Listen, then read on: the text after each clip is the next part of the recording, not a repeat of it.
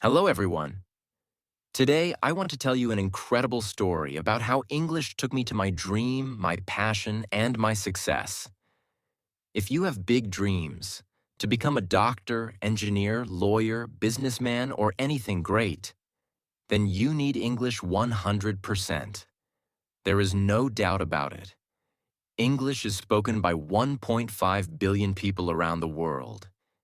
It is the language of travel, business, and the internet. If you don't speak English, you might miss big opportunities, like getting a better job, making international friends, or enjoying movies and books in their original language. But don't worry, you can start learning today and become part of this global community. If I can learn English and achieve my dream, you can too. My name is Sophia, and I am from Brazil. I was born in a small town in Brazil. My family was not rich, not poor, just middle class. We had enough to live, but we couldn't afford luxuries. My parents worked very hard every day. My father was a taxi driver and my mother was a school teacher. They always told me, education is the key to success. Since I was a little girl, I had only one dream, to become a doctor. I still remember the moment that changed my life. I was 10 years old. I was in the hospital because my little brother was very sick. He had a very high fever, and we were scared. My parents were crying. Then a doctor came. He was calm, confident, and full of kindness. He smiled and said, "Don't worry. I will take care of your son." I watched him work. He checked my brother, gave him medicine, and spoke with so much knowledge. And then, after a few hours, my brother's fever was gone. He was safe.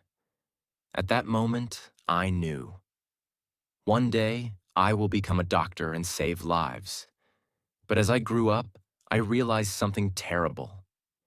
If you want to become a doctor, you need English 100%. All medical books are in English. All medical research is in English. Even in my country, doctors needed English to study, to communicate, to work in hospitals. And my English was terrible. I went to a public school where they taught very little English. I knew basic words like, "Hello, how are you?" But when I saw a full English sentence, I felt lost. I remember in school my English teacher asked me, "Sophia, can you read this sentence?" I looked at the book. The words were dancing. I could not read. I could not understand. I wanted to cry. "I don't know, miss," I whispered. The class laughed. That day, I went home and sat alone in my room. I thought, how will I become a doctor if I can't even read a simple sentence in English? I felt hopeless. But then something happened that changed everything. One evening, my father came home tired from work. He sat next to me and said, "Sophia, what is wrong? You are always sad these days." I looked at him and said, "Papa, I want to become a doctor, but my English is bad. Without English, I cannot study medicine." My father was quiet for a long time. Then he said, "If English is stopping you, then learn English.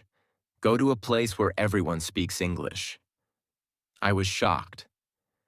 "But Papa, we don't have money for that." He smiled and said, "We don't have much, but we have enough.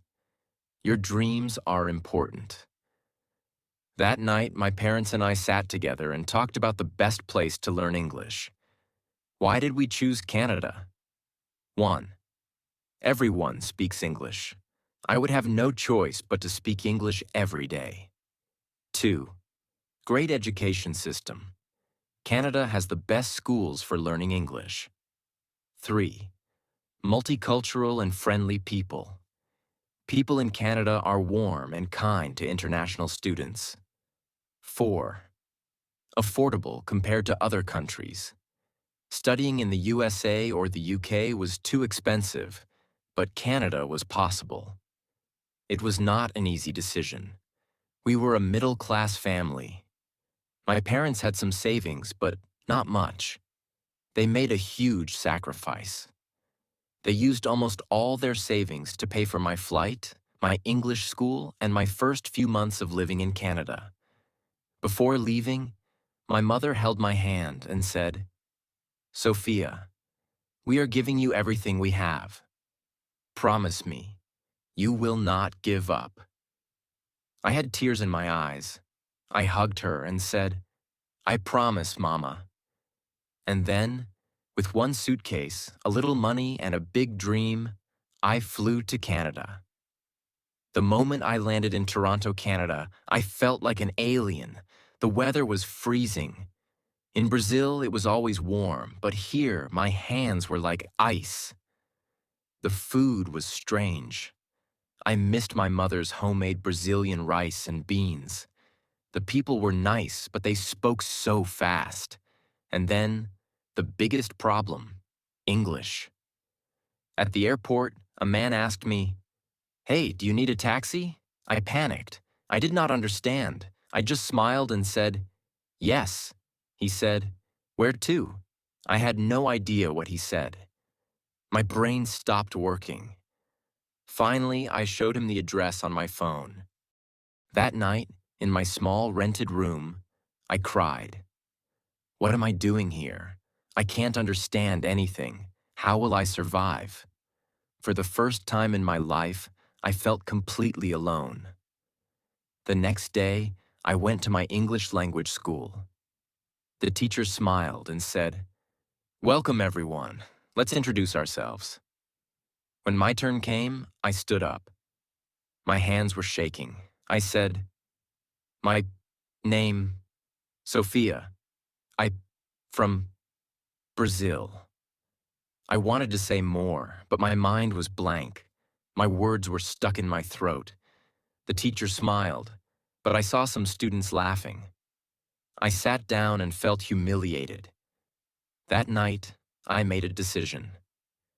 No matter how hard it is, no matter how many mistakes I make, I will learn English. I made a plan. I promised myself, I will do everything possible to become fluent. And that was the beginning of my English learning journey. I still remember my first few weeks in Canada. It was like stepping into a new world, exciting but also terrifying. Everything was different. In my country, I understood everything. Here, I felt like a baby learning how to speak. Before I tell you how I improved my English, let me tell you about the strangest things I noticed in Canada. No school uniforms. In Brazil, students wore uniforms. But in Canada, children wore anything they wanted. Some wore pajamas to school and nobody cared. People don't touch much. In my country, we hug, kiss on the cheek, and stand close. But in Canada, people like personal space. If you hug someone without asking, they feel uncomfortable. Weather changes in seconds. One minute, it's sunny. The next, it's raining or even snowing. Self-checkout in stores. In many supermarkets, there was no cashier. People scanned and paid for their own groceries. People say sorry for everything. Even if you step on their foot, they say sorry. I found that so funny. Food portions are huge. I once ordered a small meal at a restaurant, and it was like food for 3 people. But the biggest shock was the English. People spoke so fast and used slang I had never heard before. In school, I learned proper English, but in real life, people said things like, "Want to grab a coffee? Want to get a coffee? I'm down for that." I agree. That's so lit. That's amazing. I felt like I had never studied English in my life. The second day in my English class, I was so nervous. The teacher gave us a simple writing task. I was excited. I can do this, I thought. But when she returned my paper, it was full of red marks.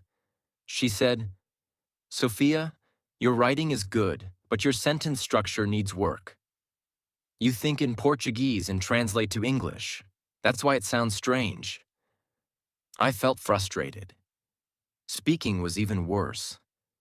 The teacher asked me a question, and I knew the answer in my head. But when I opened my mouth, nothing came out. I felt like crying. Will I ever speak English fluently? I refused to stay weak in English. I knew that if I didn't improve, my dream of becoming a doctor would die. So, I made a plan. A. The headphone trick, talking to myself in public. One of my biggest problems was speaking. I was too shy and afraid of making mistakes. So, I found a solution. I put on headphones and walked around the city pretending I was on a phone call. But I was actually talking to myself in English. I described everything around me. I am walking on the street. The sky is blue. That woman is wearing a red coat. Now I am entering a cafe. I will order a coffee. This helped me think in English and practice without fear. B. The 3 new words rule every day. I learned 3 new words and used them in a sentence. C. No more subtitles. At first, I watched movies in English with subtitles. But then I realized something. I was reading, not listening. So I turned off subtitles and forced myself to understand. It was hard at first, but soon I started catching common words and phrases. One day, I went to a coffee shop and decided, today I will talk to someone in English no matter what. I walked to the counter. The barista smiled and said, "Hey, what can I get you today?" My heart was beating fast. "Don't panic, Sophia. You can do this." I took a deep breath and said, "I would like a cappuccino, please." She smiled and asked, "Do you want it with almond milk or regular milk?" I understood her. I quickly said, "Regular milk, please." She gave me my coffee and said, "Here you go, have a great day." And I replied, "You too." It was a small conversation, but I felt like I had won a gold medal. That day, I realized something important. English is not about being perfect. It's about being confident. Learning English was one challenge, but surviving in Canada was another. Canada is expensive. Here's what I spent each month. Rent for a small room, $800. I lived with a roommate to save money. Groceries, $250. I learned to cook at home to save money. Transportation, $120. A bus pass in Toronto. Phone bill, $50. English classes, $500 per month. I worked part-time in a small cafe to pay my bills. It was tough. I woke up at 6 a.m., went to school, worked in the cafe, came home tired, and still studied English at night. I missed my family. I missed home. But every time I felt like giving up, I remembered my parents' sacrifice. I could not fail. The biggest turning point was when I stopped translating in my head. At first, my brain always did this. I hear a sentence in English. I translate it into Portuguese in my head. I think of an answer in Portuguese. Then I translate it back into English. This took forever. But after 4 months of daily English exposure, something amazing happened. One day I was in a grocery store. The cashier asked, "Do you need a bag?" And without thinking, I said, "No, I have one." "Thanks." For the first time, my brain didn't translate. I realized I was finally thinking in English. If you are struggling with English, here is my advice. 1.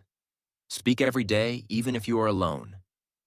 Use the headphone trick like I did. 2. Stop translating in your head. Start thinking in English. 3. Talk to native speakers, even if it's scary. 4. Surround yourself with English. Change your phone, movies, and music to English. 5. Don't be afraid of mistakes.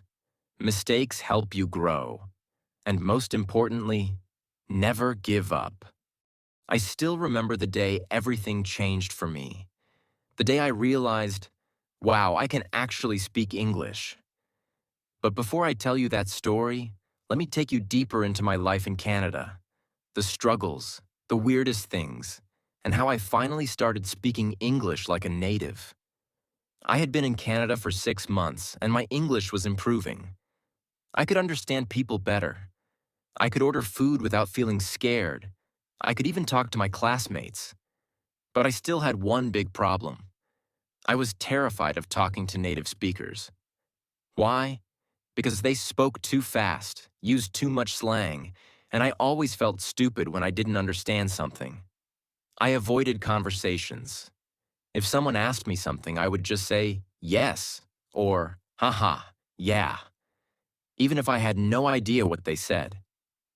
But I knew, if I wanted to be fluent, I had to face this fear. So I made a crazy decision. One morning, I walked into my favorite coffee shop. I told myself, Sophia, today you are going to have a real conversation with a native speaker. No running away. I stood in line, nervous. Then, a girl next to me smiled and said, ugh, this line is so long, right? I froze. This was it. My moment. I took a deep breath and said, yeah, it's really long. Then she said, I come here every morning, and it's always like this. My brain started panicking. What do I say? But instead of overthinking, I just said, oh, really? I just moved here, so I don't know. She smiled and said, oh, cool, where are you from? And just like that, we had a conversation. For the first time, I wasn't translating in my head. I wasn't scared. I just talked. After that day, something clicked in my brain. I realized I can actually do this. That moment gave me confidence, and confidence was the missing key. Now that I was confident, I wanted to take my English to the next level. I didn't want to just speak English. I wanted to sound like a native speaker. So I started doing something crazy. The shadowing method. I started copying everything I heard. Whenever I watched a TV show, I paused, repeated the sentence exactly like the actor, and tried to match their accent. Example, I hear the sentence, oh my God, that's insane. I pause and say it exactly the same way. Oh my God, that's insane. Copying the tone, speed, and emotion. I did this for hours every day. At first, it felt weird. But after 1 month, my pronunciation improved so much. I also started keeping a notebook of my English mistakes. Every time I made a mistake, I wrote it down and corrected it. Example, I am agree with you. I agree with you. By reviewing my mistakes every day, I stopped repeating them. This was the hardest step for me, but I forced myself to make Canadian friends because I knew that was the fastest way to improve. Here's what I did. 1. I joined local events. I went to free meetups for international students. 2. I used conversation exchange apps. I found Canadians who wanted to learn my language, so we did a language exchange. 3. I talked to my coworkers. I stopped being shy and started chatting with them more. And guess what? The more I talked to real Canadians, the more natural my English became. Even though my English was improving, life was still hard. I was always tired. Studying English, working part-time, and cooking my own food was exhausting. I missed my family. I couldn't visit home because flights were too expensive. I struggled with money. Even after 6 months, I still felt broke all the time. One day, I had only $5 left in my bank account. I sat in my tiny room and cried. Why is this so hard? Am I making a mistake? Should I just go back home? But then I remembered why I was here. I didn't come all this way just to give up. So I wiped my tears and said, "No, I will make this work." And I did. I want you to imagine something. Imagine waking up every morning in a beautiful apartment, looking at the city skyline, drinking coffee, and thinking, I made it. I did it. I became the person I always dreamed of. That's my life now. But 5 years ago, I was a broke student, struggling with English, feeling lost in a foreign country. To get into medical school, I had to pass the IELTS exam. And let me tell you, it was terrifying. The reading section was full of long, confusing passages. The speaking section made me feel like I was being judged. The writing section was a nightmare. I studied every single day. I practiced writing essays. I recorded myself speaking. I read complicated medical articles. On the day of the exam, I walked into the room shaking. But then I told myself, Sophia, you didn't come this far to fail. You know this. You worked for this. So I took a deep breath and did my best. A week later, I got my results. I passed. I held the paper in my hands, crying, I did it. I actually did it. That was the moment I knew. Nothing could stop me now. With my IELTS score, I finally got accepted into one of the best medical universities in Canada. But guess what? The real struggle was just beginning. Medical textbooks were in advanced English. Professors spoke in complex medical terms. I had to write perfect reports and give presentations. It was 10 times harder than anything I had faced before. But I remembered something. If I can learn English, I can do anything. So I didn't quit. I recorded my lectures and listened to them every night. I made flashcards for difficult medical terms. I joined study groups and practiced explaining things in English. Every single day, I pushed myself. And with lots of hard work, I graduated as Dr. Sophia Williams. I walked across that stage, took my diploma, and looked up at the sky.